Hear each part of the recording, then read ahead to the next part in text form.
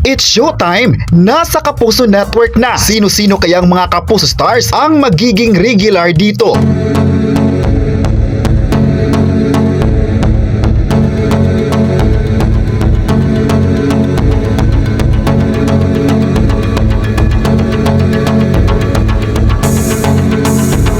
Pinaghandaan talaga ng bonggang-bongga ng It's Showtime host ang pagtungo sa GMA Network para sa isang makasaysayang araw sa telebisyon. Mixed emotions daw ang nararamdaman ng lahat ng taong involved sa noon time show ng ABS-CBN na mapapanood na rin sa GMA7 sa susunod na buwan. Ayon sa kapamilya host comedian na si Vong Navarro, hindi niya makakalimutan ng araw na ito, March 20 raw, na maituturing na historical moment para sa madlang people at para sa mga Kapuso viewers. Ito na ang ikalawang kolaborasyon ng It's Showtime at Kapuso Network matapos ngang magsanib puwersa ang ABS-CBN at GMA7 sa pamamagitan ng pagpapalabas na nasabing programa sa GTV.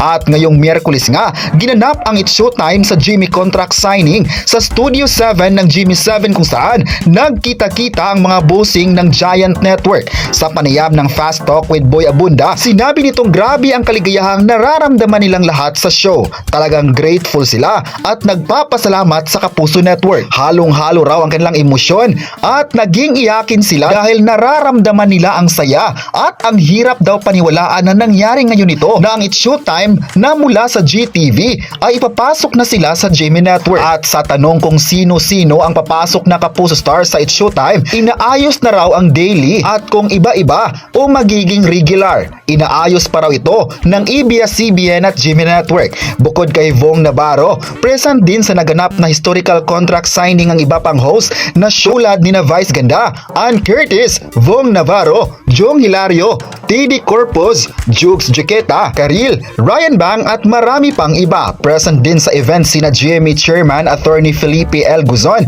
President at Chief Executive Officer Gilberto Duavit Jr., Executive Vice President and Chief Financial Officer Felipe S. Yalong, and Senior Vice President for Programming, Talent Management Worldwide and Support Group, and President at ang CEO ng GMA Films, Attorney Annette Guzon Valdez. Naroon din ang ABS-CBN Chairman Mark L. Lopez, President at Chief Executive Officer Carlo L. Catibak, Chief Operating Officer Maria Socorro V. Vidanes, Group Chief Financial Officer Ricardo B. Tan Jr. Kayo, ano ang masabi nyo? Napasok na nga ang It's Showtime sa GMA Network. I-comment na kung proud ba kayo sa It's Showtime at huwag kalimutang i-subscribe ang ating YouTube channel.